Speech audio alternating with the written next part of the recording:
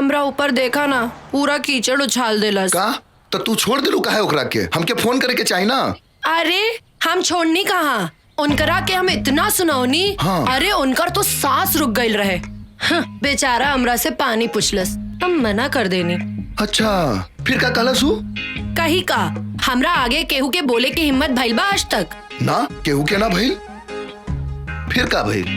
फिर का भइल, बेचारा माफी मांग मांग के जमीन में गड़ गई। तब जाके हमरा दिल के सुकून मिलल कि एगो मर्द तोरा सामने झुक गईल, ऐही से ना? फिर आगे का भइल? फिर आगे ऊ हमरा खातिर ऑटो मंगवाइलस और ऊ में बैठ के हम तोरा लगे आ गई नी। अच्छा फिर का हम तोरा साथे एजा बैठल बानी। ना सुनंदा, हमके तो कुछ गड़बड़ लग रहल बा। का गड़बड़? कि ऊ तोहार पीछा पहले से करत होई, अब तोहरा ऊपर नजर रखले होई। अच्छा? हाँ, अब मौका देखते ही तोहरा ऊपर कीचड़ उछाल देलस और उहे बहाने तोहरा से मुलाकात हो गई। और का और दिल तोहरा ऊपर आ गई। साचो? हाँ। तब तो हम जा रहल बानी। कहाँ? ओही जा खड़ा हो कब। एक काम मालूम, एक बार फिर वो नौजवान खूबसूरत लड़का आई, हमरा ऊपर कीचड़ उछाली और हमरा हाथ पकड़ के ले जाई। तो हमार का हुई? तू कौन लड़की पे जाकर कीचड़ उछाल दी है? ए सुनंदा, हमारे जिंदगी से तोहरा दूर होके के मतलब आशुतोष के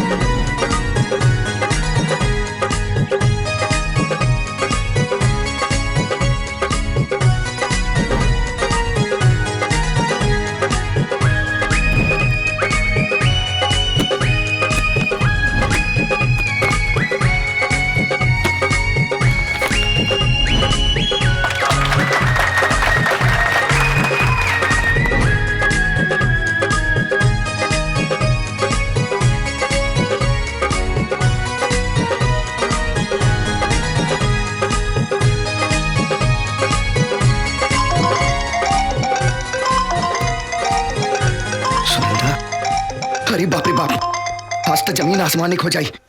आज तो सुनंदा बहुत गुस्सा में होई रे बाप। ये सब करे के चक्कर में टाइम के पते नहीं के चलल। चल भाग बेटा आशुतोष।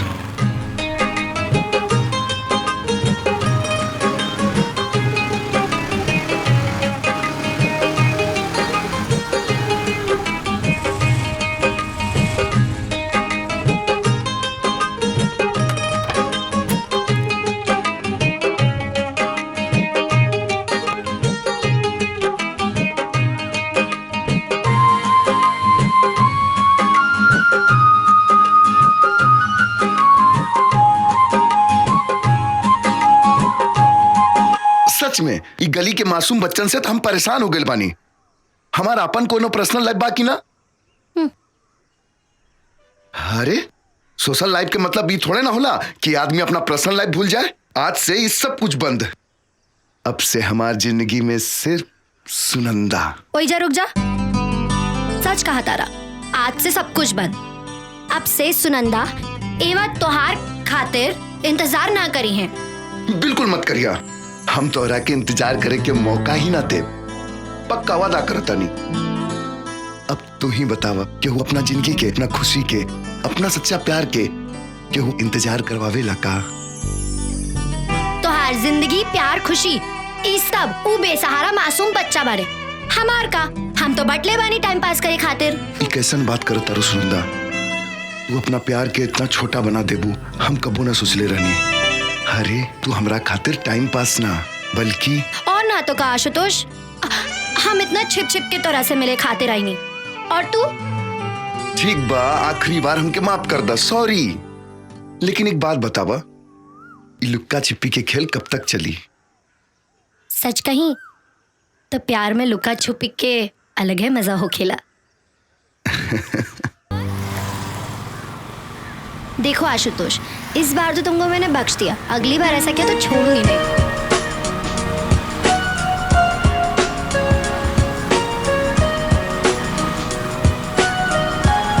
बस बस बस बस।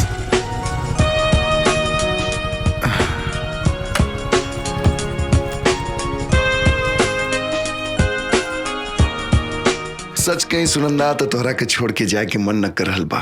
अच्छा, लेकिन हमार तो ऐसा कुछ मन ना करल बा। तो कोनो ऐसा उपाय करा कि तोहार मन भी ऐसने करे। बड़ा मुश्किल में तोहार जान फंस गइल बा। प्यार करे कि इतना बड़ा सजा, बेचारा। हमार जान निकल रहल बा, तोहरा के मजाक सूझ रहल बा। हटा।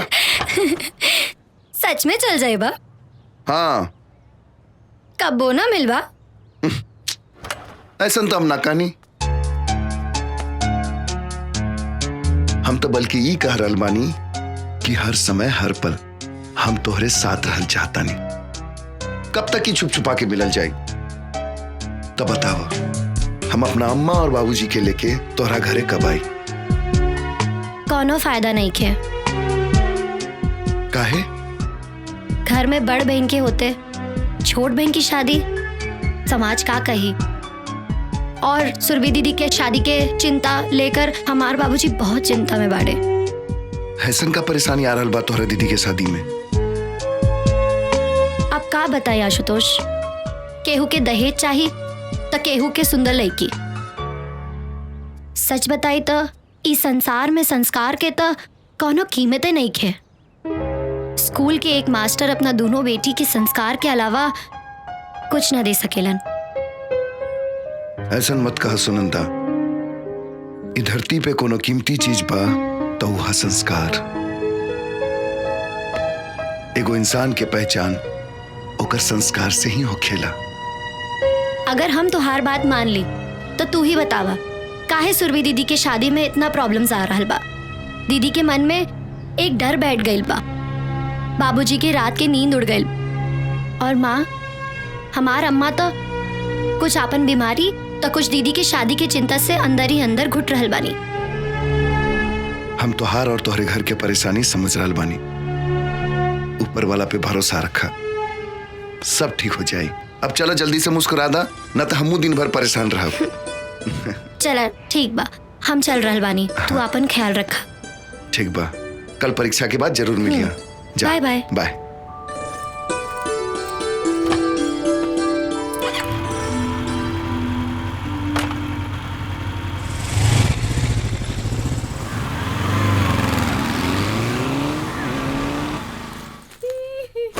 रश्मि, अरे सुनंदा, आ गईलू तू?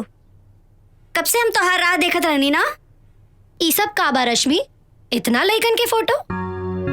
हम तो आँख बंद करके अपन जीवन साथी ढूंढ रहल बानी। मतलब ई कि ई सब फोटो हमार होखे वाला जीवन साथी के बा। बस उंगली रख के हमके फाइनल करे के बा कि हम इनमें से केकरा के दुल्हन बनब। सच? बस उंगली रख के तोहार शादी फिक्स हो जाए? हाँ, काहे की केकरा में हिम्मत बा कि हमरे भाई के बात के मना करे। अब ई लोग हमार किस्मत थोड़े ना डिसाइड करी हैं। हम बताए कि हम केकर दुल्हनिया बनब। अच्छा ये सब छोड़ा, ई बतावा कि एमे से केकरा किस्मत हमारे साथे खराब होके वाला बा, बतावा।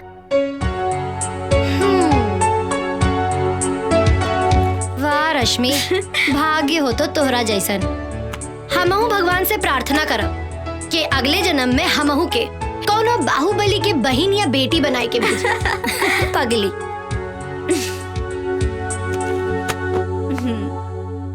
ई बतावा बतावा सुनंदा, आशुतोष कैसन बना? एकदम फर्स्ट क्लास। आपकी परीक्षा खत्म होके के बाद हम तीनों जने कहीं घूमे चलल जाई, खूब गुलछर्रे उड़ावल जाई। काल परीक्षा खत्म होके के बाद हम तो जाइब सबसे पहले अपन घरे। तू ही जाई हा आशुतोष के साथ थे गुलछर्रे उड़ई हा। अच्छा, तो के जलन न हुई अकेले जाइब ता? बिल्कुल ना हुई रश्मि मैडम। अच्छा, एक बार और सोच ले सुनंदा, तू सिर्फ आशुतोष के हमरे हवाले नहीं करत बाड़ू। अपनी जिंदगी, अपने जीवन साथी, अपनी खुशी सब कुछ हमरे हवाले करत बाड़ू, और कहीं हम लेके फुर हो जाए तो? फिलहाल हमरा से ज्यादा अफसोस तो इन बेचारन के हुई जौन तोहरा उम्मीद में ई बिस्तर पर पड़ल बाने। कहा मोहन, बाबूजी सही करल बनन का? भैया बाबूजी के बात कहूँ गलत भइल बा का? अरे देखा बाबूजी, मोहन भी रउए के तरफदारी करल बा। वो सब तो ठीक बा, काम कब संभलबा? मतलब हम समझनी ना बाबूजी। इतना बड़ा अपन कारोबार बा, अब हमरा से संभालब मुश्किल हो रहल बा। हम चाहत बानी ई जिम्मेदारी अब तू संभाल ले। जी बाबूजी, हम बहुत जल्दी ही संभाल ले, लेकिन हम कुछ दिन और अपन जिंदगी जियल चाहता नहीं। रउआ तो जानते बनी कि बस्ती के गरीब बेसहारा बच्चन की खुशी ही हमरा खातिर सब कुछ बा। हम कहाँ मना कर रहल बानी, हम तो तोहरा ई नेक काम में तोहरे साथ बानी। सच कहीं तो हमरा के तोहरा ऊपर बहुत गर्व बा। कितना नेक दिल हमार बेटा बा। बाबूजी, जे कुछ बानी हम रउआ और अम्मा के कारण ही तो बानी। फिर एक ने काम और ही कर दा, सुनंदा के हमार बहू बना के ही घर में ले आवा। अरे अम्मा ही का कर रहल बाड़ी? तोहार अम्मा सही कह रहल बाड़ी। तोहरा के कोनो मुश्किल हो रहल बा, सुनंदा के अम्मा बाबू से हम बात कर ली। ना ऐसा कोनो बात नहीं है बाबूजी।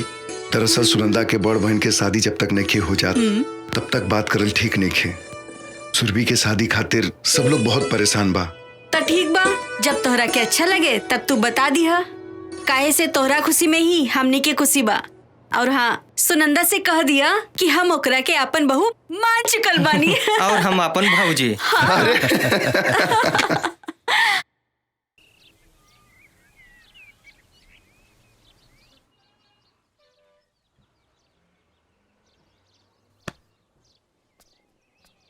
हाँ गेलू, इतना देरी कहाँ रह गेल रहलू? अरे ऊ जौन बस्ती में तू बच्चा लोगन की मदद करता, हाँ? वहाँ हम मिठाई बांट के आवतानी। अच्छा, तो हमार मुंह मीठा कैसे हुई?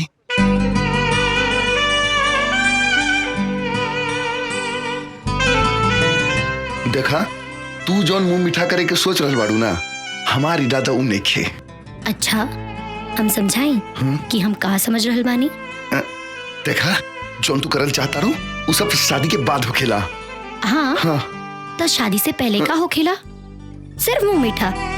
चला आगा मुंह मीठा करा देता नहीं। अरे छोड़ बेशरम, एगो लड़की होके लेका के छड़े लू।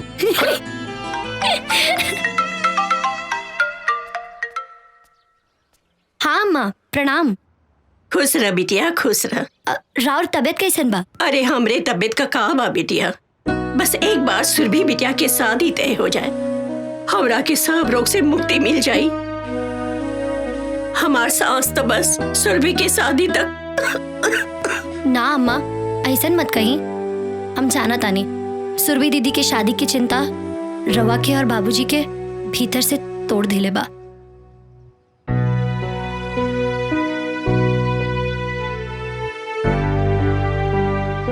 अच्छा सुना, आज ना सुरभि के देखे खातिर लड़का और उनका मामा आ रहल बानी। सच? हाँ बिटिया, बहुत ही अच्छा परिवार बा, बहुत बड़ खानदान बाटे उन लोगन का। बस भगवान से प्रार्थना करा कि सुरभि के ई रिश्ता तय हो जाए बिटिया। रवा चिंता ना करी अम्मा, देखी हाँ इस बार सब बढ़िया हुई। लेकिन आप तो बहुत डर लागे लागल बा। इतना लड़का हमने सुरभि बिटिया के देख के नकार चुकल बाड़। ए अम्मा, बेटी के माँ बाप होके के मतलब ई थोड़ी बा कि रवा हमेशा खुद के खोजते रही। पहले तो रोवल बंद करी, खुद के संभाली और स्वागत की तैयारी करी। हम शाम में फोन करब। ठीक बा बिटिया, ठीक बा।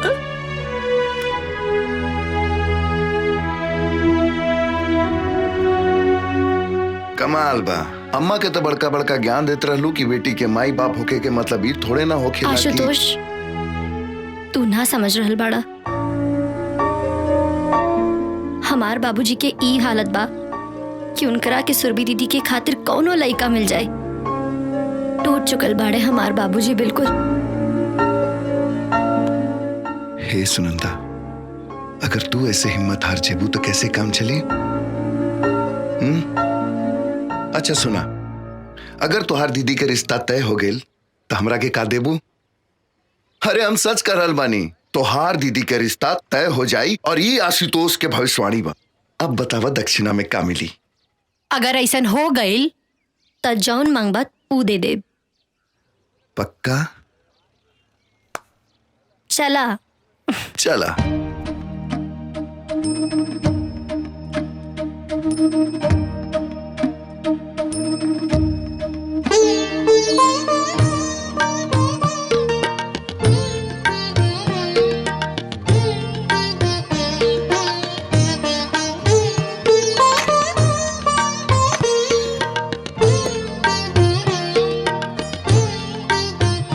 कौशल्या जी, हम अपने बेटियन के शिक्षा और संस्कार के अलावा कुछ नहीं दिले बने। एक स्कूल मास्टर एकरे अलावा और दे भी का सकेला। भाई साहब, शिक्षा और संस्कार सबसे बड़ा दौलत होखेला। हम तो सुरभि बिटिया के एक के नजर में देखते ही पसंद कर लेनी।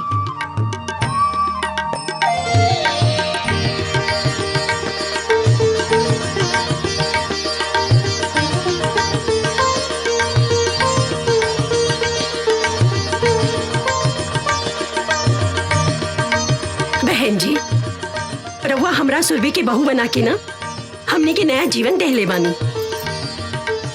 हमने के पास जवन कुछ बा सब प्रेम बेटा के ही बा। ना बहन जी, दहेज की बात ना करी। भगवान के दिहल हमरे पास सब कुछ बा। कमी बात है सुरभि जैसन बहू के। अब इनकरा के जल्दी जल्दी हमरे हवाले कर दी। प्रेम बेटा, अगर सुरभि से कुछ पूछल चाहत होगा तो ना बाबूजी, हमरा इनका से कुछ पूछे के नहीं है। काहे कि माँ के पसंद नहीं हमार पसंद बा, कि माँ की खुशी में हमार खुशी छुपल बा। तो इहो बता दा कि तोहार खुशी हमरा खातिर हमार जिंदगी बा।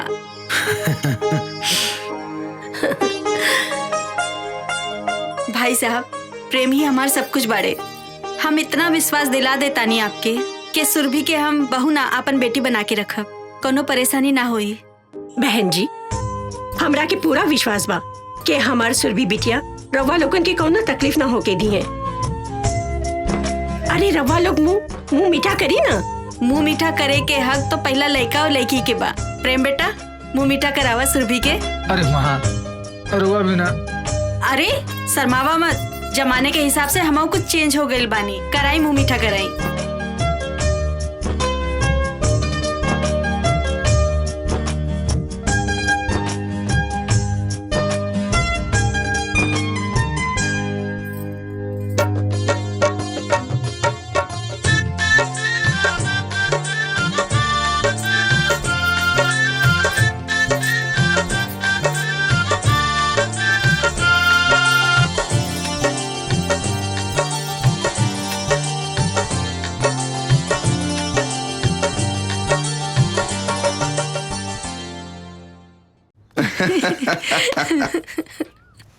सच में आज पूरा दिन तोरा साथे गुजार के बहुत अच्छा लगल।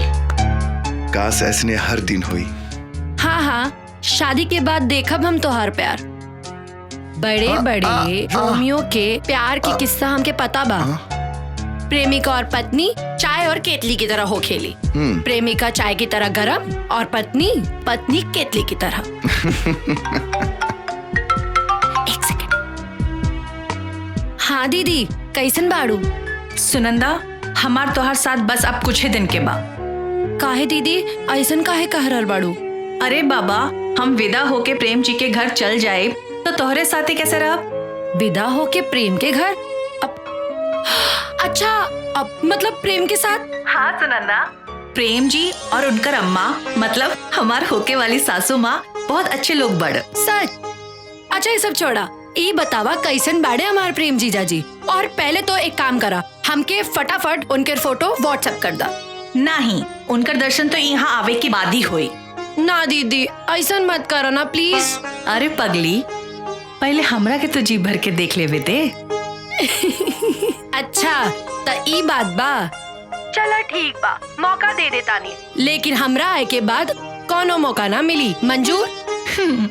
मंजूर।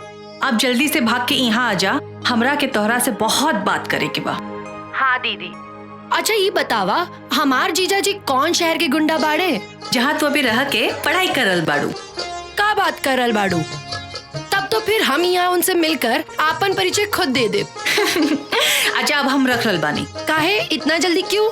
अरे पगली, तोहार जीजा जी के जी भर के देख तो लेवे दे हमरा के। ठीक बा दीदी, रखा तानी। अब हमार सर पूरा करा। ठीक बा, मांगा जे मांगे के बा। रहदा रही सही समय पे हम अपने आप मांग ले। चला आज हम तोहार मुंह मीठा कराई। काहे? तू काहे? खुशी के बात तो हमरा खातिर बा, तो हम करवाई। अरे बुड़बक तू समझत नहीं खू, जब तोहार बहन के रिश्ता तय हो गईल मतलब हमनी के रास्ता क्लियर हो गईल।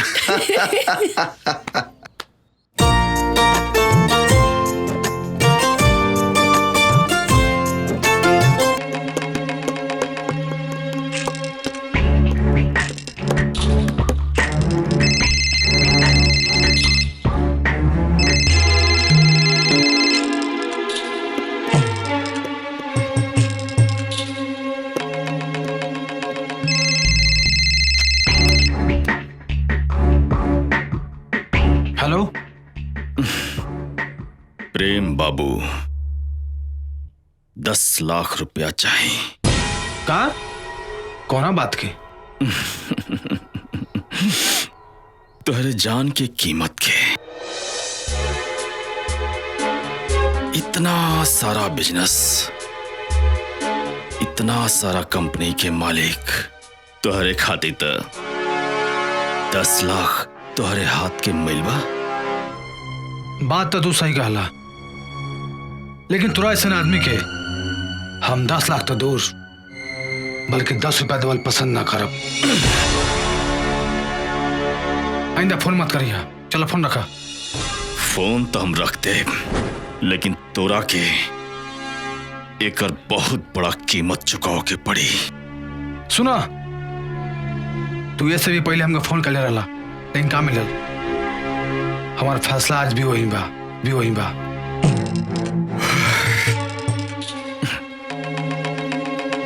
तो ठीक बा, फोन हम काट देते नहीं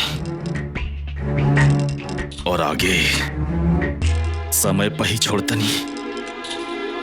प्रेम बाबू,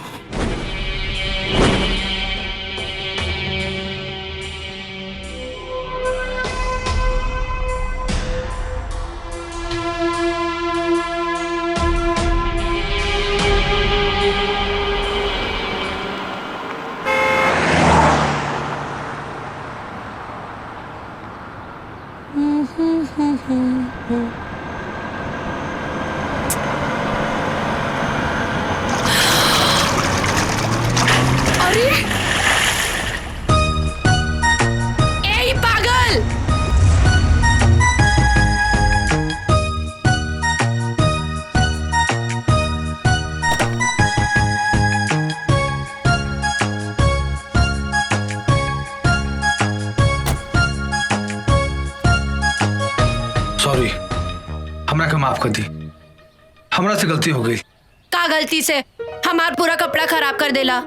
देखी बुरा मैं एक बात कही, गाड़ी में हमरा पानी की बोतल रखल बा, कहीं तो रउआ रही किचन हम साफ कर देत पानी। रहे दिए नाटक, रवा जैसे आदमी के हम अच्छे से जाने ली। देखी मैडम, रउआ जैसे सुतता नहीं, हम वैसे बिल्कुल ना है।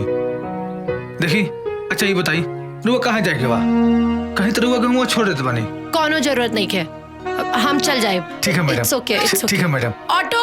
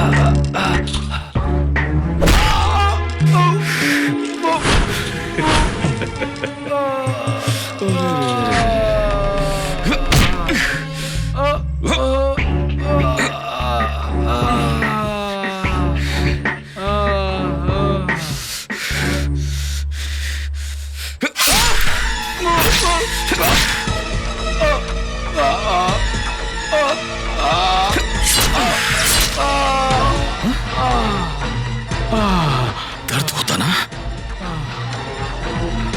दर्द होता ना तुझे? प्रेम बाबू इतना बड़ा बिजनेसमैन 10 लाख रुपया तुझसे मांगला नहीं हाँ? उल्टा हमारा खतरे फोन रख हाँ? फोन रख बोलते हमरा की हाँ?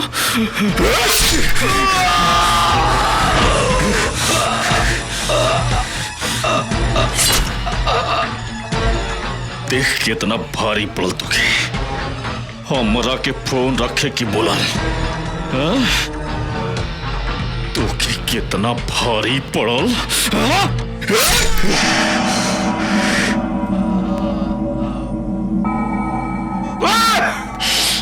अपने आप के मर्द समझा था धोखा से बाहर करके तू थोड़ा जिंदगी पर कुत्ता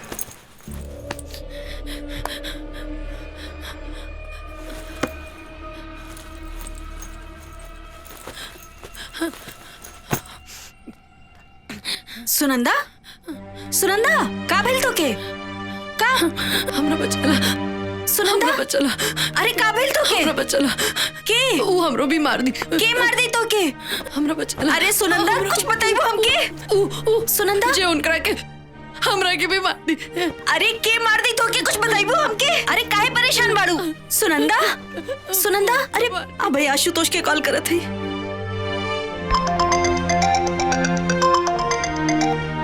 हाँ रश्मि बोला। हेलो आशुतोष, कहाँ बाड़ा तू? जल्दी से आजा, सुनंदा बहुत परेशान बाड़ी, तू जल्दी से आवा। अच्छा ठीक बात, तू घबरा मत, हम जल्दी आवत नहीं। सुनंदा सुनंदा सुनंदा का बोल तो के?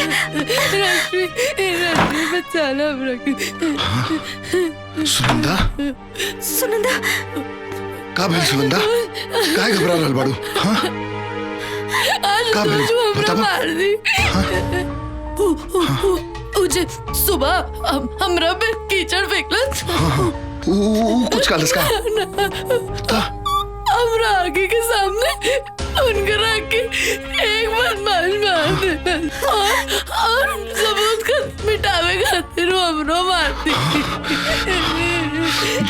कुछ ना हो तोरा, हम तोरा साथ बानी सुनंदा, अपना आप के संभाला, कुछ ना हो, कुछ ना हो।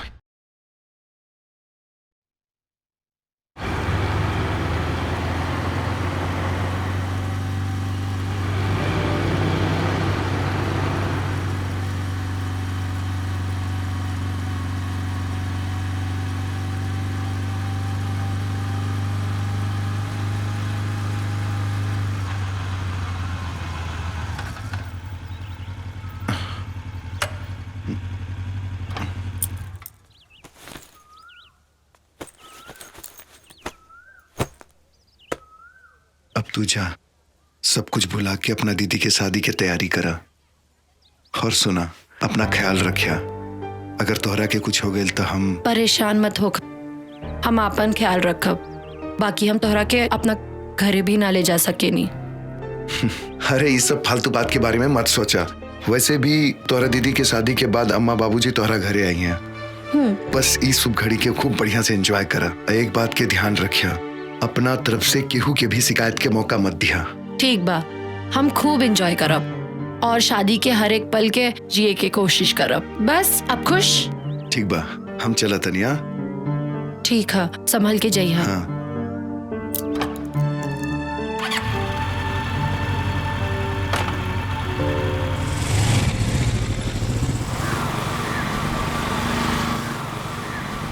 ठीक बा, बाय।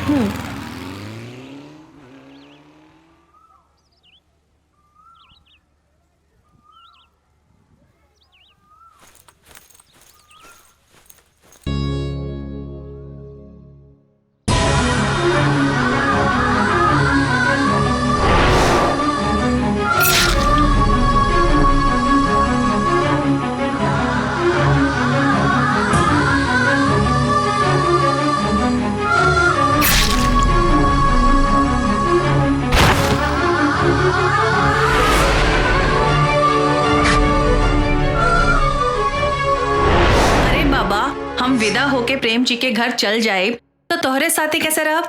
विदा होके प्रेम के घर? अब अच्छा, अब मतलब प्रेम के साथ? हाँ सुनंदा, प्रेम जी और उनकर अम्मा मतलब हमार होके वाली सासू माँ बहुत अच्छे लोग बड़।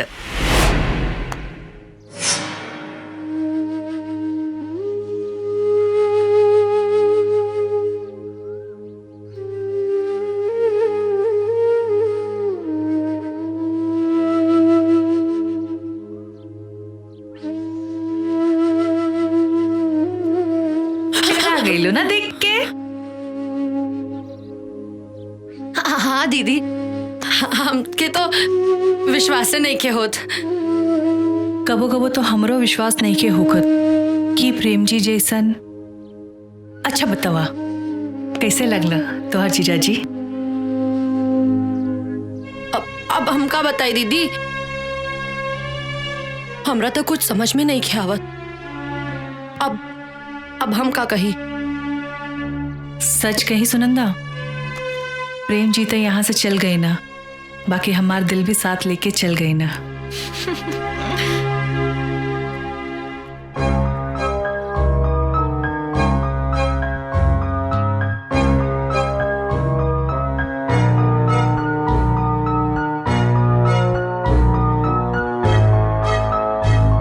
हे प्रभु, ई का हो गई?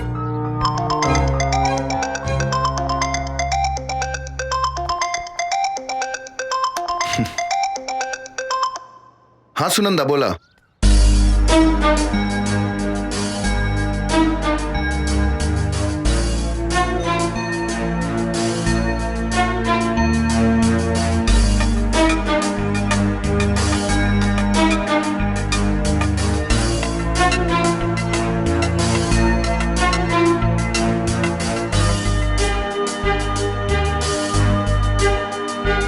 तू ये बात अपना दीदी के बतौलू हो कि ना? ना आशुतोष, हमार हिम्मत ना भय। दीदी तो अपन एक एक पल प्रेम के सपना में जी रहल बाड़ी। अगर दीदी के सच्चाई पता चली। अच्छा आशुतोष, हमके एक बात नहीं के समझ आवत कि इतना सब कुछ हो गए, लेकिन अब तक प्रेम के घर से कोनो खबर ना आयल। हम का कहता नहीं? अगर हो सके तो तू एक काम करबा, जाके मालूम करा कि सच का बा। शायद हम जे देखनी हा वो गलत होके। भगवान करे कि गलत हो। हम अभी प्रेम के घर जाके सच के पता लगावे की कोशिश करत नहीं। तू उनका घर के पता भेजा जल्दी। हाँ हाँ ठीक बा।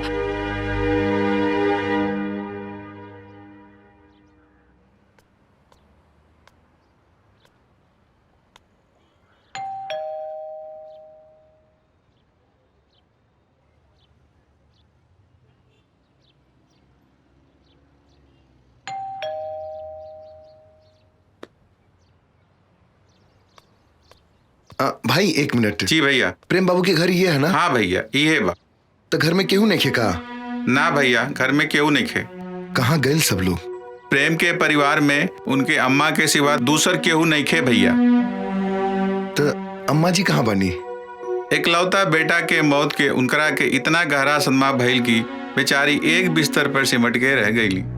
हॉस्पिटल में जिंदगी और मौत के बीच लड़ रहल बानी। हाँ ठीक बा, धन्यवाद।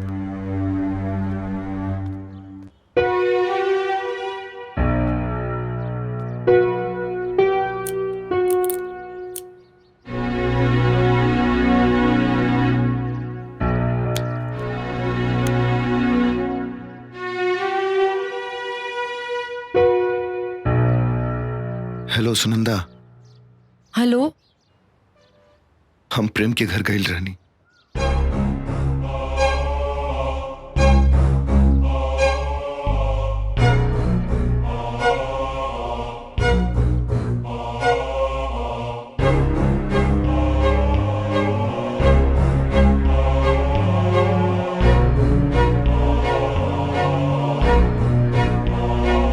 सुनंदा, सुनंदा। हे भगवान, कौने धर्म संकट में डाल देला। वो के रहे प्रेम के मर्डर करे वाला।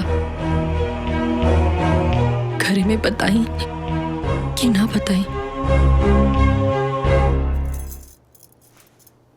पानी। पंडित जी कहन गई रही। हाँ तो यही महीना के आखिरी में शुभ मुहूर्त बा कहत रहा। हाँ बहुत अच्छा दिन बा। तो रउआ का सोच रहल बानी जी? सब इंतजाम तो हो ही गइल बा ना? हाँ सब इंतजाम तो होइए गइल बा, बस खाली एक कनाता टेंट वाला जोन बाटे उहे बाकी रह गइल बा। तो एक दो दिन में कर देब। हम सोचत रहली हैं कि हम शहर जाके आप प्रेम के माता जी से तारीख के बारे में बात करके सब फाइनल कर देत बानी। एमे कहे कि का बाजी, जितना जल्दी शादी की तारीख तय हो जाए अच्छा रही। तो ठीक बा, हमें को काम करता नहीं, हम काले चल जाते नहीं शहर। आजे जाके प्रेम के माता जी से मिल करके उनसे सब कुछ फाइनल कर लेता नहीं। ठीक बा। बाबूजी की सच बता दी का? चुप चुप के का सुन रहल बाड़ू? कुछ ना दीदी, बल्कि हम सोच रहल बानी कि तोहार शादी में हम का करी। तू अभी सोच रहल बाड़ू और हम कब का सोच चुकल बानी। अच्छा सुनो, हम अपन ससुराल जाए और अपन पतिदेव के खूब सेवा करब और उनकर अम्मा के भी, और उनकरा के कबो शिकायत का मौका ना दे। सच कही सुनंदा, आजकल तो हमार प्रेम जी भी हमार सपने में आवत बाड़ो और हमार नींद खराब करके भाग जाला। सुरभि बेटी। आई नहीं बाबूजी। हमार ए समय सच बतावल ठीक ना हुई। दीदी कितना खुश बाड़ी।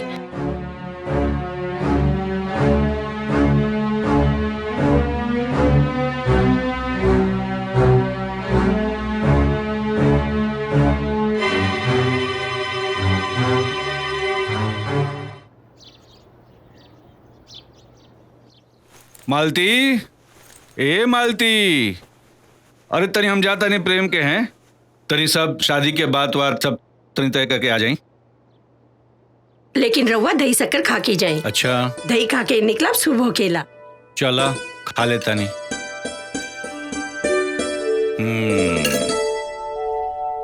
बाबूजी, हाँ रास्ते में खाए के कुछ सामान बा, याद से खा लियो। चला ठीक बा। अब दीदी हम बानी ना बाबूजी के साथ में, अब तब बाबूजी के कोनो बहाना ना चले दे। बाबूजी हमके कॉलेज में कुछ काम बा, तो हम सोचनी है रौरा साथे चल के हम अपन भी काम निपटा ले और इहे बहाने अपना होखे वाले जीजू से भी परिचय ले ले। ई बात बा। मालती देखा, अब तो और कुल टेंशन खत्म हो गई ना। चलो सुनंदा, चल जाओ, चला चला।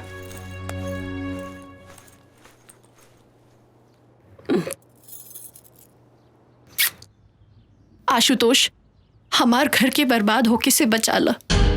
कल बाबूजी प्रेम के घर शादी फाइनल करे जात बाड़न। अगर बाबूजी वहां पहुंच गए तो प्रेम के सारा सच बाबूजी के मालूम पड़ जाई और सच जानकर हमार अम्मा मर जाई हैं। सुरभि दीदी तो वो तो टूट जाई हैं। हमार घर बर्बाद हो जाए। आशुतोष, हमार बाबूजी के प्रेम के घर जाए से रोक ला, प्लीज रोक ला। हम तो हारी एहसान कबू ना भूल पाई। रोक ला आशुतोष, रोक ला। एक तरफ प्रेम के सच बा तो दूसरी तरफ सुनंदा के हमरा ऊपर विश्वास। क्यों हम उनकर बाबूजी के प्रेम के घर जैसे रोक ले।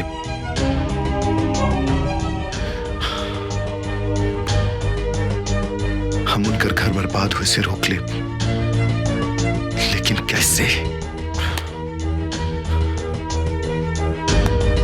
कैसे?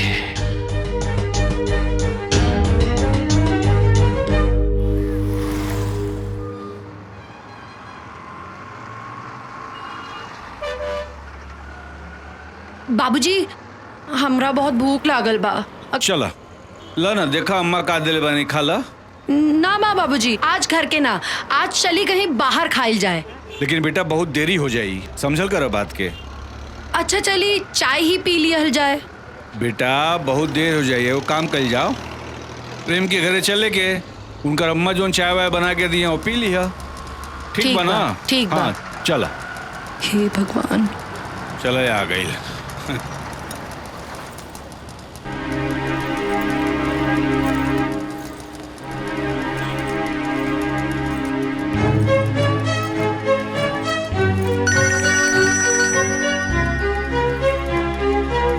हेलो बाबूजी प्रणाम, हम प्रेम बोल रहा बानी। प्रणाम प्रणाम प्रणाम, खुश रह बेटा, खुश रह।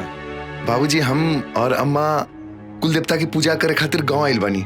अच्छा, हम तो बेटा तोरे घरे आए रही, तोरा घर के सामने खड़ा बानी। वो शादी का तारीख तय करे करल है ना। अरे तो बाबूजी रवा खुद कर ली ना, हम अम्मा के बता दे। लेकिन बेटा हम चाहत रही कि तोरे अम्मा से एक बार। अरे बाबूजी अम्मा बुरा ना मानिए, बल्कि वो खुद कहत रहनी है कि अपना खुद के मुताबिक शादी के तारीख तय कर ली। ठीक बा बेटा, तो हम शादी का तैयारी शुरू कर देता नहीं। ठीक बा ना, गलती हमरे से हो गई। हम के बाद जौन तो फोन का के आवे के चाहत रहा। अरे कोनो बात ना बाबूजी, अपन ख्याल रखिया। प्रणाम। खुश रहा बेटा, खुश रहा।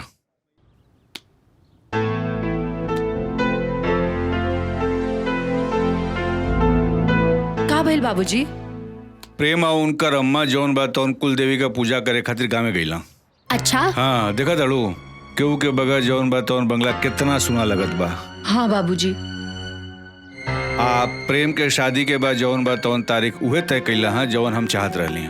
ये तो बहुत बढ़िया बात बा बाबूजी। तो चलो ठीक बा, चलो चल जाओ। बाबूजी आप जाई, ऊ का बा ना कॉलेज के काम। अच्छा, तो ऊ करके हम काल आ जाए। ठीक बा, ठीक बा बाबूजी। चलो भाई, चलो चलो। और हाँ बाबूजी, याद से लंच कर लिया और मेडिसिन ले लिया। ठीक बा, ठीक बा, ठीक बा, ठीक। चलो चलो भाई, चलो चलो। चलो बेटा। थैंक गॉड, बचा लिया।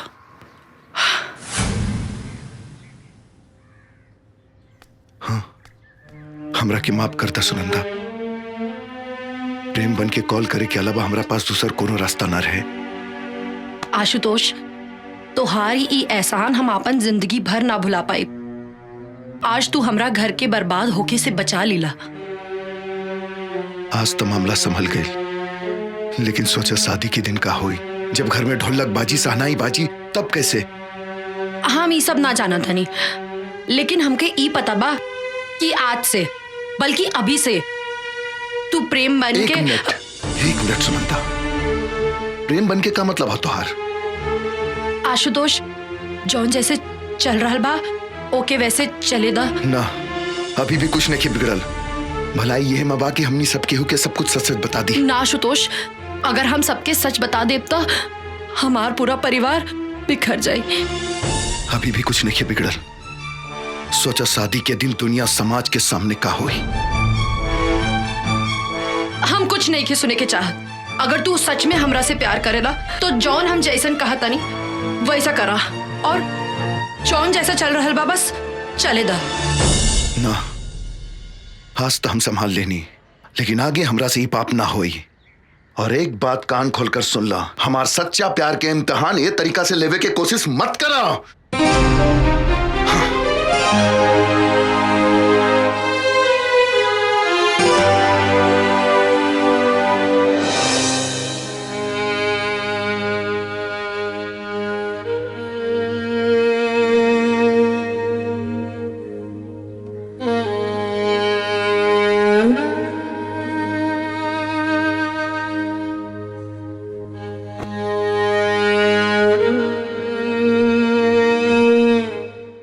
साड़ी तोरे पे बहुत सुंदर लगी। और हाँ, ससुराल में जाइए ना तो केहू कुछ बोली जवाब मत दिए। हाँ? पहले पहल सब बोलेला, बाद में सब ठीक हो जाला। बाबूजी, हम पानी लेके आवत आनी। ए बेटी यही ले ले जा। जी अम्मा। रख दिए।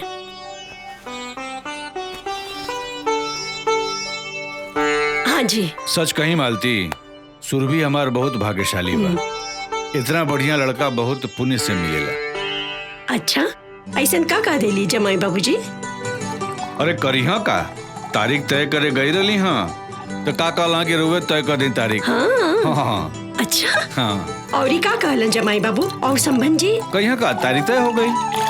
सुरभि, का भइल बिटिया? कुछ नहीं अम्मा, आ रहल बानी। अच्छा, और कुछ ना बोले नहीं है संबंध जी? अरे समझन जी से मुलाकात हुई तब न कुछ कही। हाँ। रवा जमाई बापू घरे गई तो रहली ना? बाबूजी, पानी पी ले दो, सब कुछ इत्मीनान से हम बताओ तानी।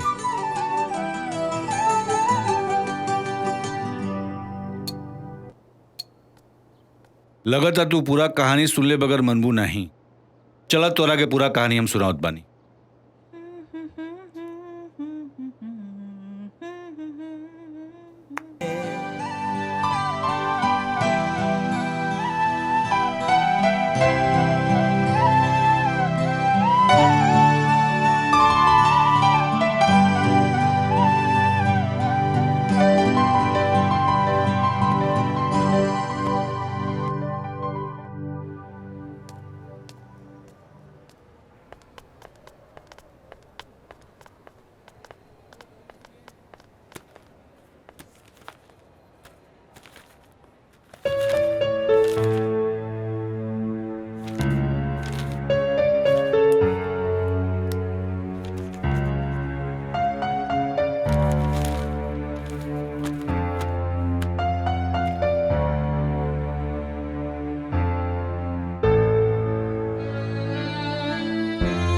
सिस्टर, बीपी पल्स तो ठीक है? जी। फर्स्ट चेक द बीपी। जी।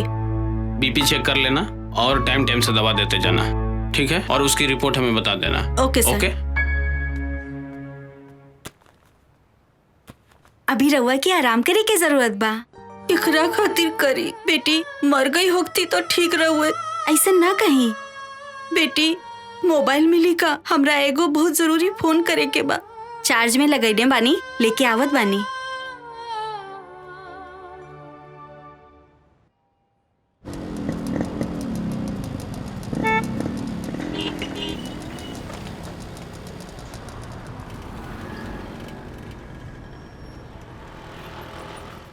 गुप्ता जी 25 तारीख के हमारे सुरभि बिटिया का शादी बा, लेकिन एक दिन पहले हमारे दरवाजा पर शहनाई बजे के चाहिए। मास्टर साहब आप चिंता ना करी, सुरभि हमारे बहन के समान बाड़ी। हम ऐसा इंतजाम करब कि लोग देखत रह जाइए। 1 मिनट रुक जाए। हेलो, कौशल्या बोला तानी। नमस्कार समधिन जी। कैसन समधिन? केकर समधिन? तहार मनहूस बेटी के कदम पड़ते ही हमार बेटा के खा गईली।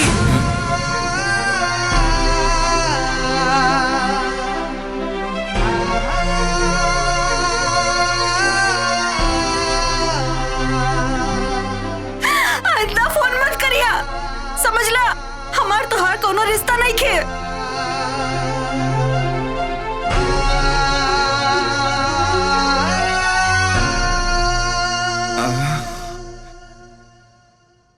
आई देखा ना कितना बढ़िया झुमका बन के आइल बा। तोरा दीदी के ऊपर अच्छा लगी? बहुत अच्छा लगी। चूड़ियों बढ़िया बा। देखा सब अच्छा बा। अरे का हो गई? बस कुछ हो ना माँ। तोहार सुरभि दीदी चल जी है ना, तू ही तो हमरे पास रहबो ना। हमकी सुरभि दीदी के खूब खूब याद आई। हाँ बेटा, हमू के आई। सुनंदा, तो हमारा सब कुछ बाड़ू ना। सुनंदा उठ, चल हो चल गई रे? हमार बिहार में डांस ना करबू, उठ जा। हाँ दीदी, बताओ कौने गाने पे डांस करबू? आगे आओ, बताओ। सोच ले बाड़ू? नहीं, अच्छा ठीक बा, कुछ भी करा। कुछ भी कुछ हमरा नहीं के मालूम, तू बतावा। उ गाने पे करना, मेहंदी लगा के रखना, डोली सजा के। नहीं नहीं, मेहंदी है रचने वाली।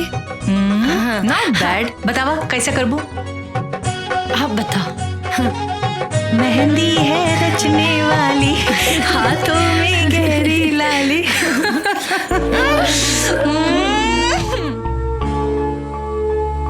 अरे नहीं नहीं, सुनंदा सुनंदा सुनंदा, रुक रुक रुक रुक। अरे अरे भगवान सुनंदा, अब तो चीचू काका करिए। बदतमीजी नहीं नहीं नहीं नहीं नहीं। अरे अरे अरे ए दीदी। हाँ इला प्रेम जीजू के फोन आइल बा। उनका फोन? प्रेम जी का? हाँ। हमार खातिर? हाँ।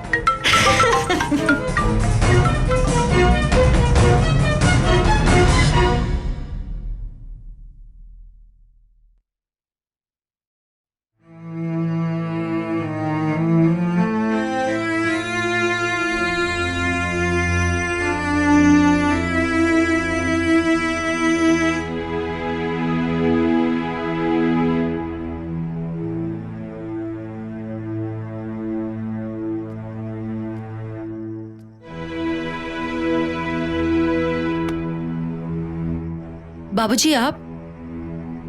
हम तोहरा से कुछ बात के चाहत रही। कहीं ना। का सच में प्रेम का फोन आए रहे? हाँ बाबूजी, काहे रवा के ऐसन काहे लग रहल बा कि आज प्रेम के अम्मा का फोन आए रहे। प्रेम का सच जाने के बाद भी तू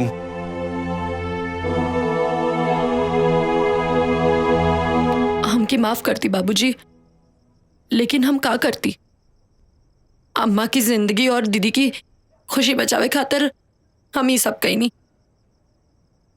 हम तो हर परेशानी समझ सकीला बेटी, लेकिन प्रेम का सच जानला के बाद हम हो मझधार में फंस गए बानी। एक तरफ तोहरे माई के बीमारी, ओकरे बेटी के विदाई का सपना, दूसरी तरफ सुरभि का जिंदगी। प्रेम का सच जानला के बाद पता नहीं होकर ये सब कैसे हो गए बेटी। ए बाबूजी, रवाई कमजोर पड़ जाए तो अब हमने दोनों के मिलके अम्मा और दीदी के संभाले के पड़ी। वो तो सच में बेटी, लेकिन ब्याह में हम प्रेम कहां से लाए? अब ये सब बाबूजी ईश्वर पे छोड़ दी। उहे हमनी के मझधार में फसैले बाड़े। अब वही हमनी के पार भी लगई हैं।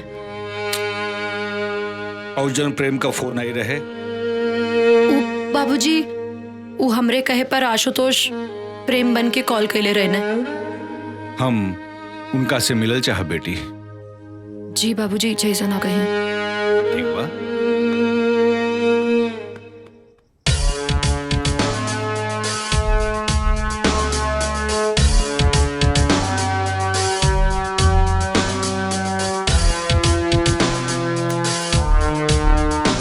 सर एगो सुनंदा नाम की लड़की के आईडी मिलल बा।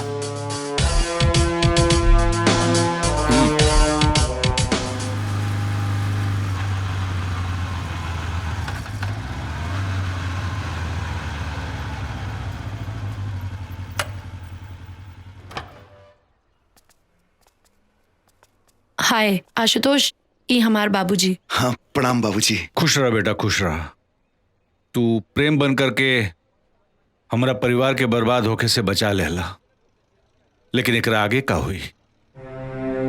बाबूजी हम जॉन कहनी सुनंदा के खुशी खातिर कहनी। हमरा पता बा जे कुछ भी हो रहल बा वो ठीक नहीं हो रहल बा। हम तो हम लोगन के एहसानमंद बनी बेटा। तो हम लोगन अपन खुशी के दाव पर लगाकर मालती और सुरभि के खुशी देवे के कोशिश करत बड़ा। एक बाप अपना एक बेटी का खुशी छीन करके दूसरा बेटी के कैसे। लेकिन बाबूजी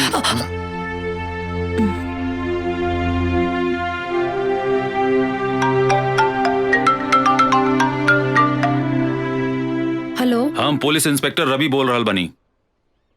प्रेम वर्मा मर्डर केस में रउआ से कुछ जानकारी लेवे के बा। प्रेम मर्डर केस?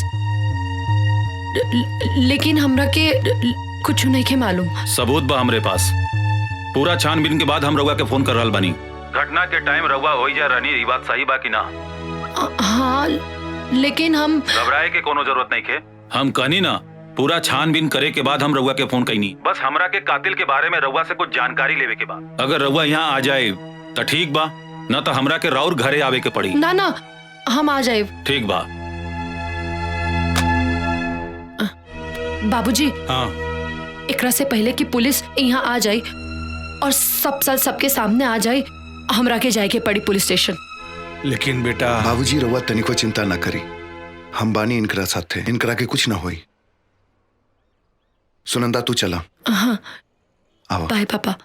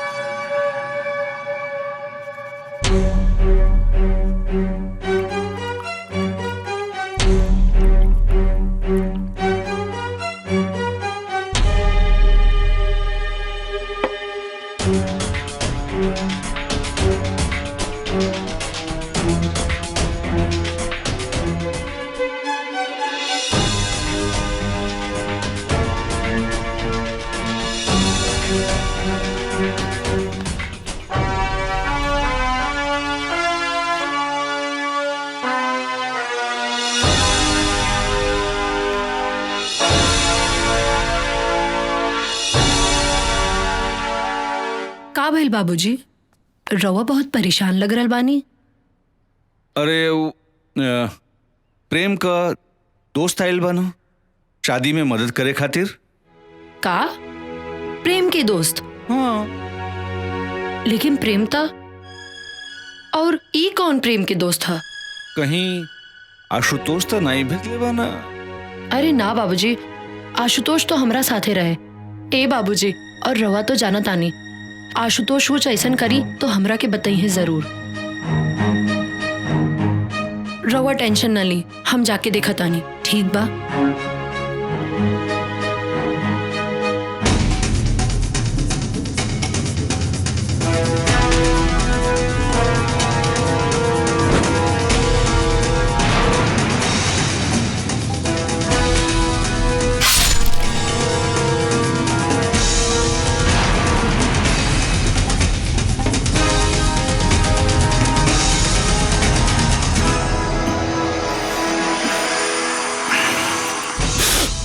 तू आ गलू, बड़ा सही टाइम पाइल वालू।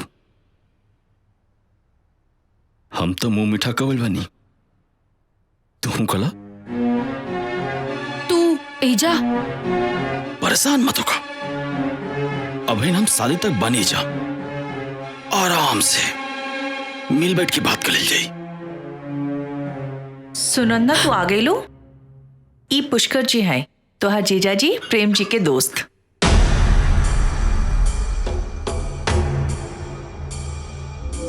तोहार जीजा जी इंकरा के स्पेशली हमनी के मदद करने खातिर भेजले बाना।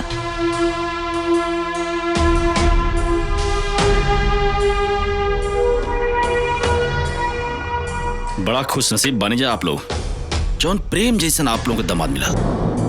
लाखों में एक बा हमार दोस्त। अरे खड़ा क्या बनी, आई बैठी, साथ में नाश्ता कर लिया। हाँ सुनंदा बैठा। ना दीदी, हम बहुत थक गइल बानी, और फिर पुष्कर जी तो शादी तक यहाँ रही है, तो खूब बातचीत हुई।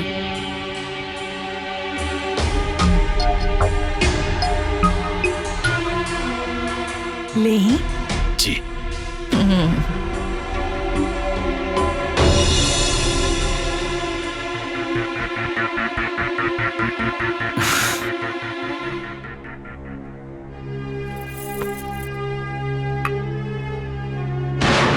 ई पुष्कर जी हैं, तो हाँ जीजा जी प्रेम जी के दोस्त।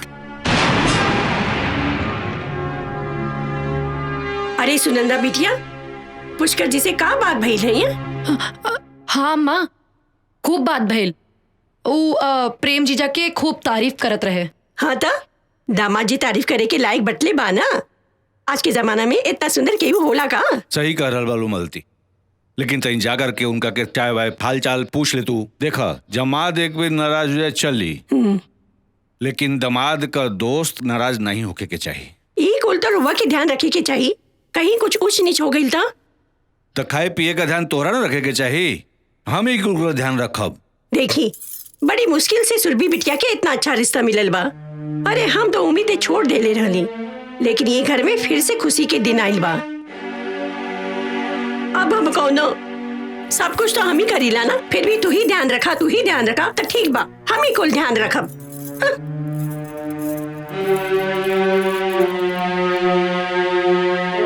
ए बेटी, मिलर रहलू उनका से के बना? बाबूजी, ई पुष्करी प्रेम जीजा के किलर बाड़े।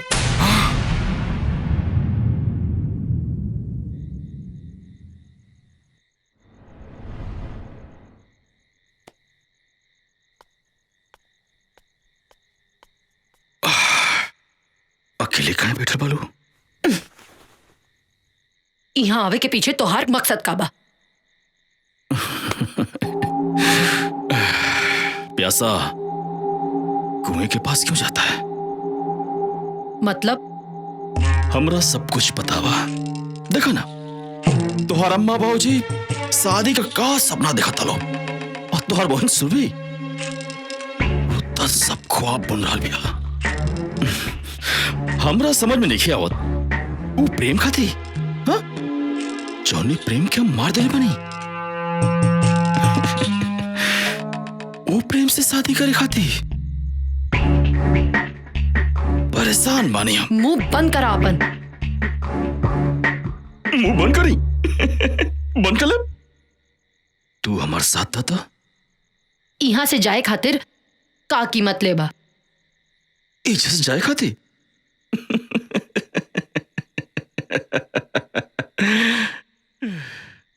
बड़ा सोच समझ के आयल बनी हम। जब तू पुलिस स्टेशन में हमारे खिलाफ कंप्लेंट के लिए बोलो, वो पुलिस से बची खाती। ऐसे बढ़िया जगह तो हमरा की कहीं और ना मिली। अच्छा ही बतावा, प्रेम की काहे मार दिला? बस 10 लाख रुपए खाते। कई बार मांगनी उसे, ना बोल दरस। हमारा गुस्सा आ गई, दिमाग हमारा ठनक गई, मार देनी बहुत आसान बाना। जाना तारा, एक प्रेम की मौत से कितना घर, कितनी जिंदगी दांव पे लग गई बा। इस सब से हमरा कोनो मतलब नहीं है। और हाँ, हमरे जैसे आदमी के इस शोभा भी ना दिला।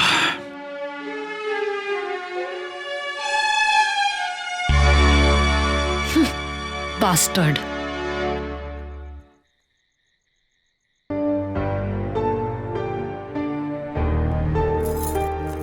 प्रणाम पप्पा जी, प्रणाम बुआ जी। प्रणाम। सुनंदा, हमनी के पहचान लो ना? तू सुरभि बाड़ू ना? कैसे पहचान बो तू लोग? देखा बुआ जी भी हमनी के नहीं पहचाना का बुआ जी? अरे ये रवि हुआ, रवि। आई हुआ प्रशांत। अब तो हर उम्र होखे लगल बा, अब बुढ़ापा आ गइल बा, सब कुछ भुला जाता लू। हाँ, इनकर परिचय? ई पुष्कर हुआ, दामाद जी का दोस्त। यहाँ आयल बा ना हमनी के शादी विवाह में मदद करे खातिर।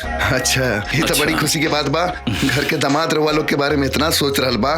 बुआ जी, ऐसा दामाद तो बड़ा किस्मत से मिलेला। सच कहा दाल बचवा, हमार सुरभि बेटवा बहुत ही भाग्यशाली बानी।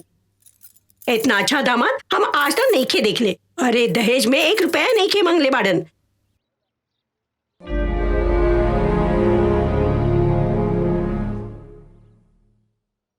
अरे सुरभि बिटिया, ये हम लोग के चाय वाय पिएबू? हैं? जा तन चाय वाय लेकर के आवा। जी बाबूजी। खाली चाय से काम ना चली, अरे कुछ नाश्ता वास्ता भी बना देल जाए। हाँ बुआ जी, बहुत कस के भूख लागल बा। ठीक बा बचवा, तू लोग ऐजा बेटा, हमने की कुल बना के लेके आओ तानी जा। चलो बेटा। जी बढ़िया बनई है।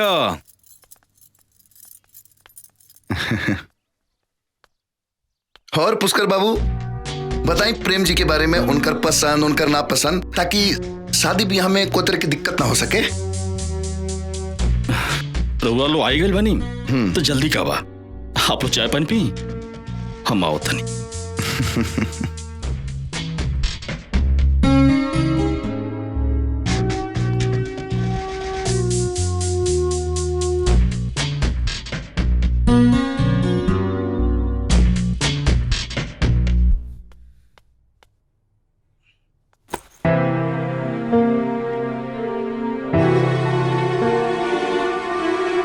अचानक ही दो रिश्तेदार आधा मकना। इस सचमुच रिश्तेदार हवा या सुनंदा का कोनो चाल बाटे।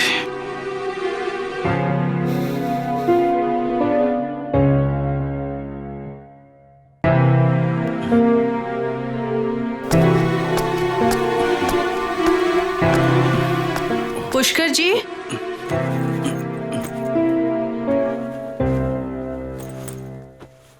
ई का आपन सामान पैक करल बानी? सुरभि, हम जाता नहीं। तोहरे यहाँ रिश्तेदार लोग आइल बाटे, यही से हमार रहल यहाँ ठीक नहीं है। अरे नहीं, प्रेम जी स्पेशली रहुआ के ई काम खातिर भेजले बानी ना। सुरभि, तू टेंशन मतलब, प्रेम के हम समझा ले। और अब यहाँ हमार रुकल ठीक नहीं है। कोनो बात जरूर बा, केहू कुछ कहलस का? अरे नहीं नहीं, केहू कुछ ना कहा, लेकिन हम नहीं चाहत कि हमारे वजह से कोनो समस्या होके। कुछ ना होई, हमरा के बताई। सुनंदा ई नहीं चाहत कि हम यहाँ रहें। सुनंदा, सुनंदा। हाँ दीदी आई। पुष्कर जी के का कहलू? हम कुछ ना कहनी। और इनकर यहाँ रहने से तोहरा का प्रॉब्लम बा? हम कुछ ना सुनब, माफी मांगा उनकरा से। कितना मुश्किल से हमार नसीब में ई दिन देखे के मिलल बा, और तू घर आए मेहमान से ऐसा व्यवहार कइल जाला। अगर पुष्कर जी यहाँ से चल गए ना तो हम तोहरा के कबो माफ ना करब।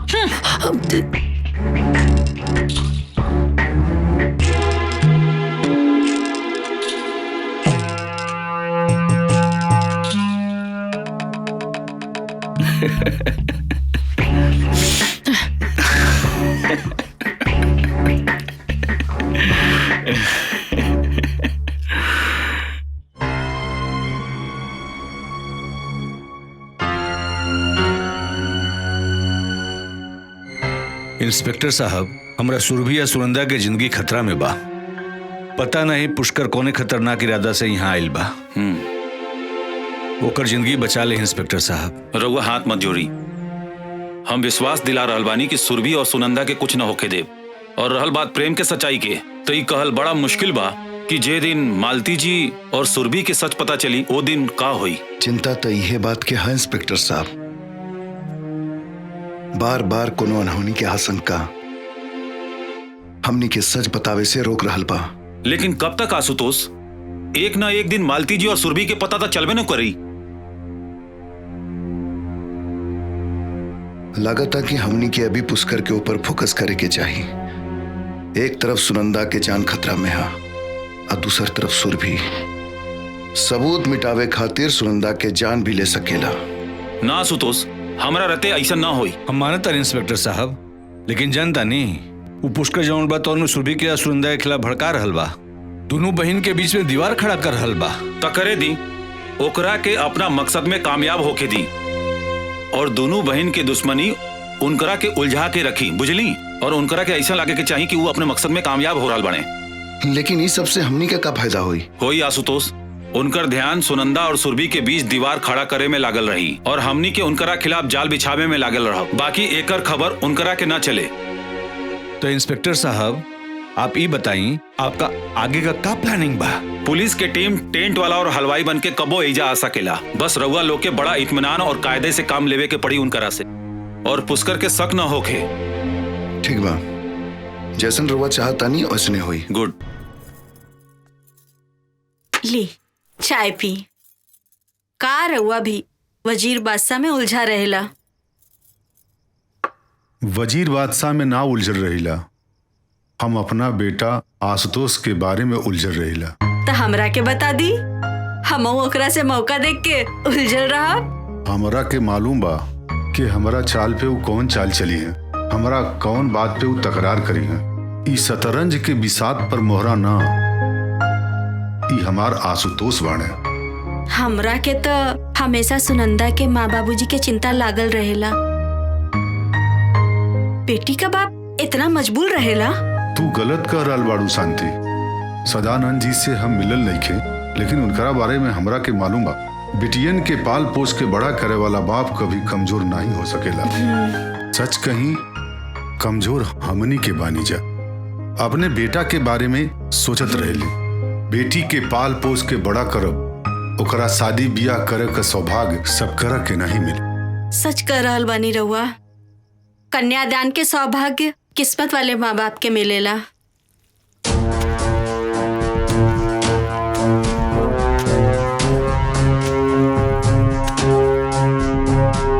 हेने आओ, उठाओ उठा को अंदर डालो। हाँ हाँ राइट, चलो ओके, साइड नो साइड नो साइड नो।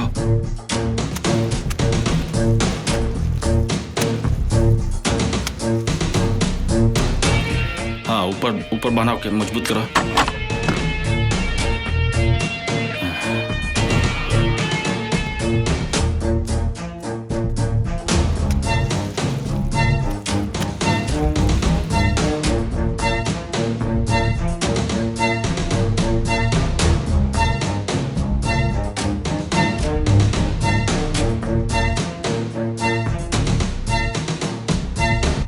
अरे पुष्कर बाबू आई आई आई आई आई पुष्कर बाबू आप आ गए भाई तो सामान का खाना वाना का लिस्ट बना देती तो बहुत बढ़िया रहा। अरे काय ना बाबूजी, बिल्कुल एकदम। ई बाबूजी रवि ना? आप अपन नाव का बतलो? प्रशांत। प्रशांत प्रशांत बाबूजी, ई लो मेहमान बाटे, इनका भी ध्यान रखल जरूरी बना। और अचानक आयल बोलो बाबूजी, तो इनके बारे में सोचल हमने के फर्ज बनता ना। ज्यादा मत सोची पुष्कर बाबू, रउआ लइका लोग के तरफ से बानी, ऐसे पहले हक राउर बा।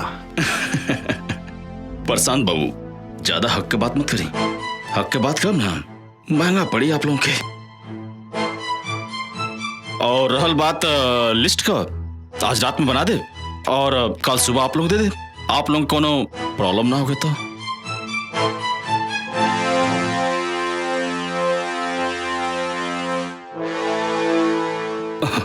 अरे इतना सोचले का बात बा? आप लोग कहीं तो अब लिस्ट बना दी? ना ना, ऐसा कोनो जरूरत नहीं है, कल आराम से रउआ लिस्ट बना ली, ठीक बा? अरे भाई, ये लिस्ट बनावे के चक्कर में हमरा के मत फंसावा जा, तो हम लोगों को जवन इच्छा हो के तवन करत जा। सही कहते हैं बाबूजी, आप चलिए आराम करिए। और रहल बात, हमने के सब देख लिया जाइए। आई चले। ठीक बा, अच्छा चलो तन।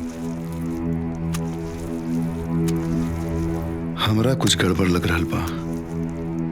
पुष्कर के ऊपर नजर रखा, ओकरा दिमाग में कुछ तो चल रहा बा।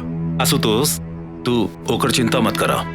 फिर भी आज की रात पुष्कर खातिर इम्तिहान की रात हुई, और हमनी के खातिर भी।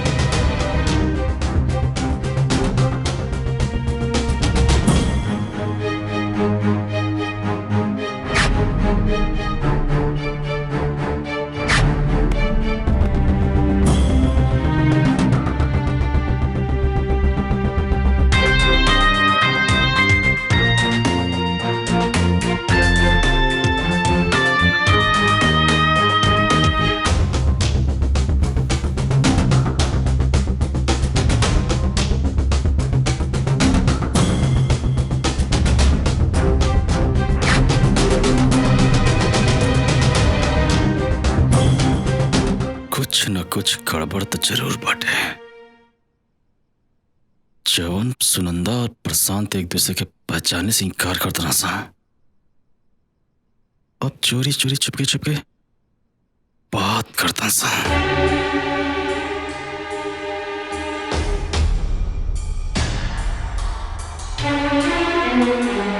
आपन शक दूर करे खाते एक ही उपाय बा। एक तीर से दो निशाना।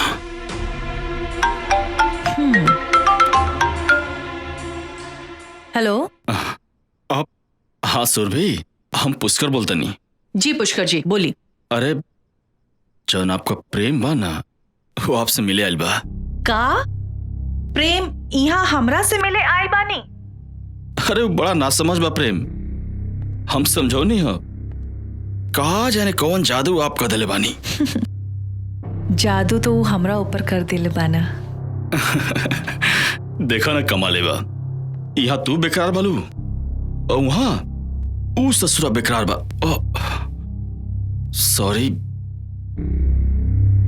तोहरे प्रेम के हम ससुरा कहनिया तो के बुरा तो ना लागल है ना? ससुरा कहे के हक रहुआ के बा, लेकिन हमार तय काम करा, तू फटाक से जा, चल के उससे मिलके खुदे बात कर लिया।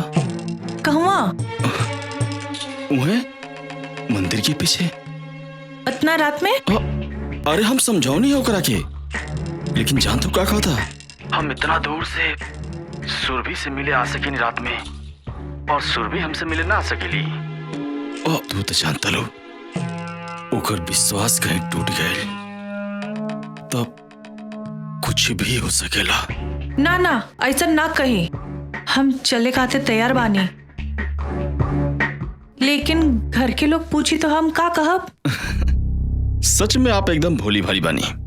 अच्छा एक बात बताई, आधी रात में प्यार मोहब्बत की बात कर खाती कि वो अपने घर वालों के बता के भला जला।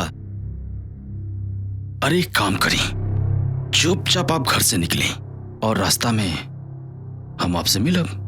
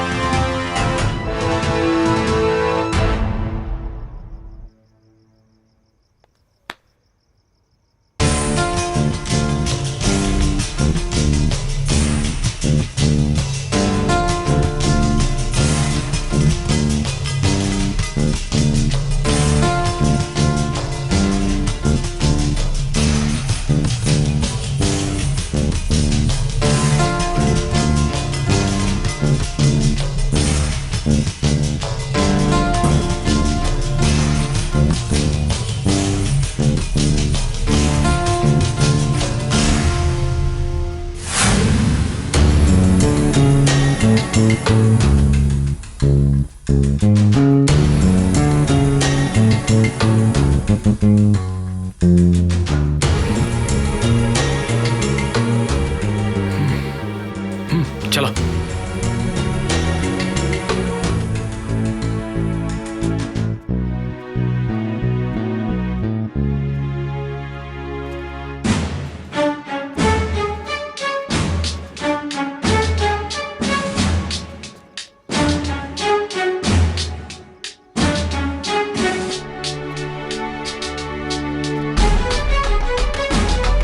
इधर आओ।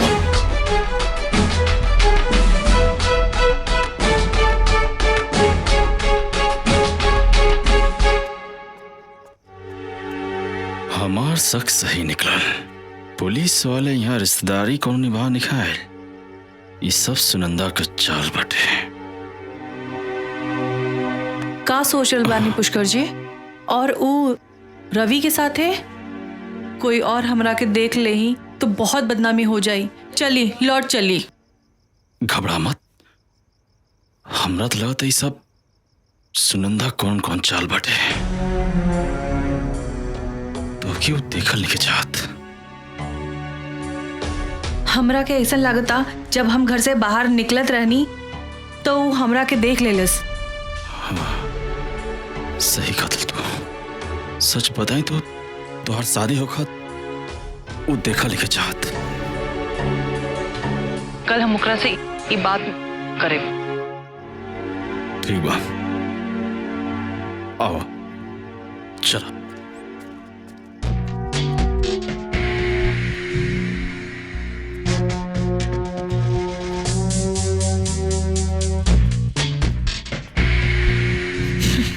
हमरा लग रहा बा कि रउआ गलत जगह लेकर आई बानी।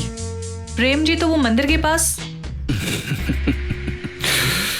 गलत जगह ना, बिल्कुल सही जगह लेकर बानी।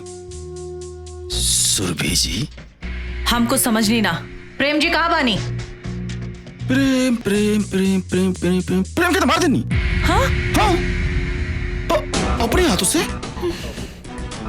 और तोरा नहीं खेलना तो अपने बहन से पूछ ला। और ओकरे भी बात पे ना होके ना तो अपने पिताजी सदानंद से पूछ ला। और रहल बात सुरभि से, जवन काम प्रेम करित ना अब वो काम हम करब।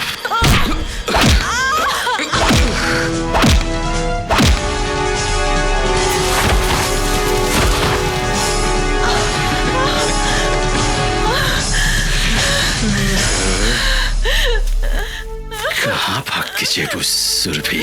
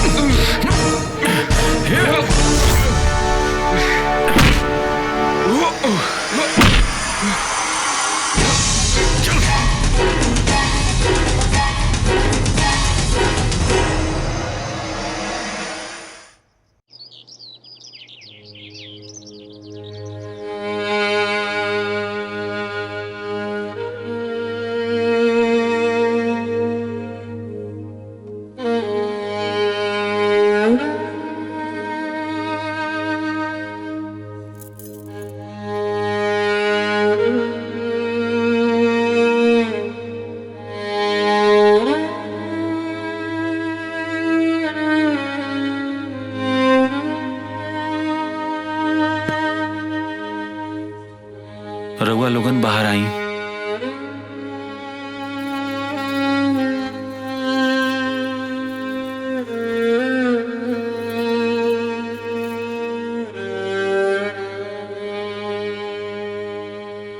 सुरभि के कोनो बात के सदमा लगल बा। सदमा? कौना बात की सदमा डॉक्टर साहब? अरे उनका शादी होके वाला बा और ये बात कि तो रउआ लोगन के पता लगावे के पड़ी। उनकरा के दवाई से ज्यादा रउआ लोगन के प्यार और दुआ के जरूरत बा। उनकर ध्यान रखिए आप लोगिन। चलो ताई, प्रणाम प्रणाम। ए जी, अचानक ऐसा कहाँ हो गई? और पुष्कर बाबू देखा ही नहीं खदे, कहाँ पड़े? सच्चाई रउआ के हम बतावता नहीं। अब ना रोके लोगन, मालती जी के सच जानल बहुत जरूरी बा। पुष्कर राउर दमाद प्रेम के दोस्त ना, उनकर कातिल बा।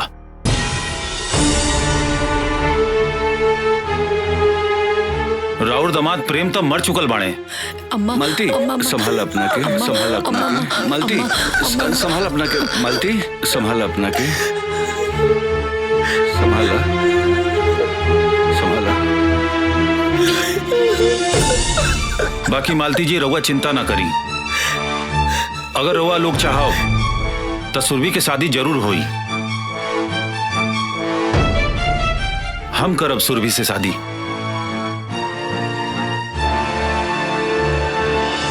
ई घर से सुरभि की डोली जरूर उठी। बाकी फैसला रउआ लोगन के ऊपर बा।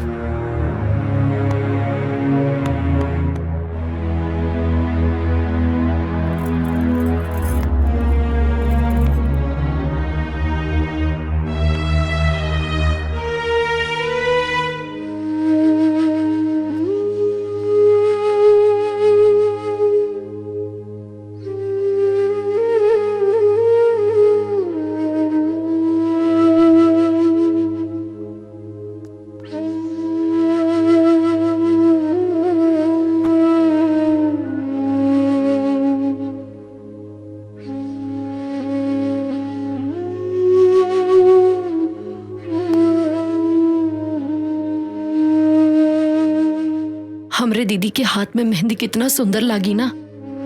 मेहंदी खूब सजी। वो दिन तो हम खूब नाचब। लेकिन ऐसा तब हुई जब तोहार दीदी रवि से शादी करे खातिर तैयार हो जाई हैं। तैयार काहे ना हुई है? अरे दरोगा जैसा पति सबके नसीब में थोड़ी ना होला।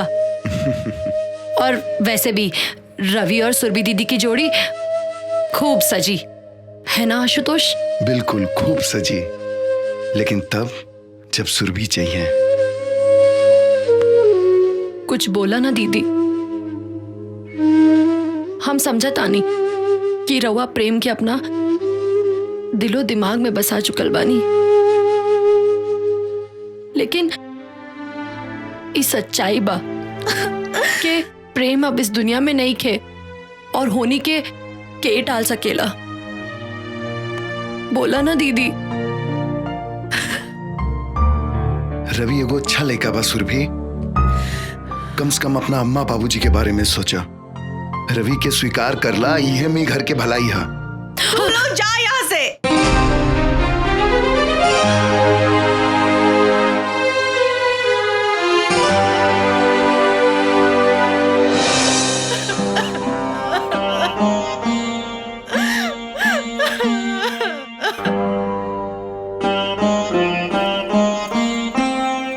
अच्छा, अब हमरा के जाए के पड़ी। अगर सुरभि कोनो फैसला कर लेता, हम हमेशा साथ देवे खातिर तैयार बानी।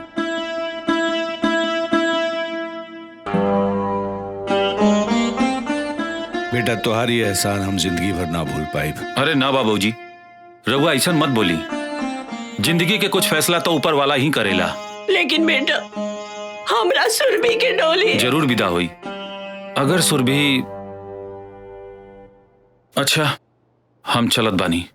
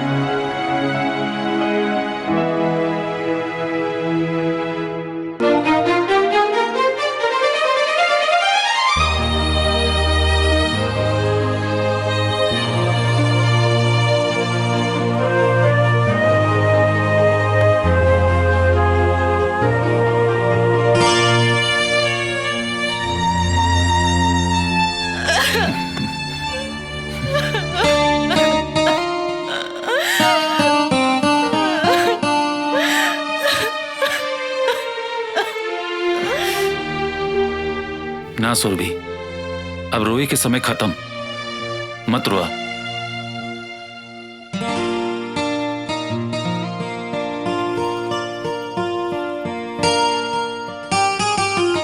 ये आशुतोष बाड़े। अरे सुनंदा के अब तोहरा के जितना आशीर्वाद देवे का बानू इनकरा के दा। काहे के जाना तारू, तोरा घर के खुशी, तुम्हारी इज्जत और सुनंदा के प्यार और हमरे जिंदगी में नई खुशी सब इनकर देन बा। हम तो हर आसान कैसे हम जे कुछ भी कहनी सुनंदा के प्यार और खुशी खातिर कहनी। एक बहन के दूसरा बहन खातिर प्यार और त्याग देखकर इस समझ में आ गेल की धरती पर सबसे खूबसूरत कुछ बा तो प्यार के डोर बा। एक इंसान के भीतर दूसरा इंसान खातिर अपनापन महसूस करावेला। तो सुनंदा के प्यार के खातिर एगो काम और कर दी। कल ई घर से एक डोली ना 2 डोली विदा होके के चाहिए। अगर रउआ तैयार बानी तो हम रवि जी के साथ।